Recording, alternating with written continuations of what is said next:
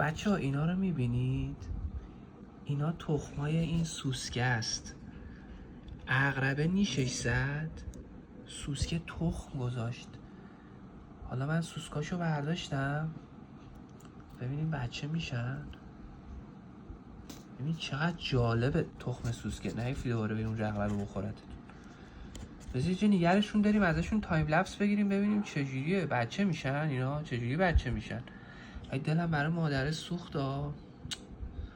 ولی دیگه نیشه رو خورده، جر خورده دیگه، زنده نمیشه برش گردون.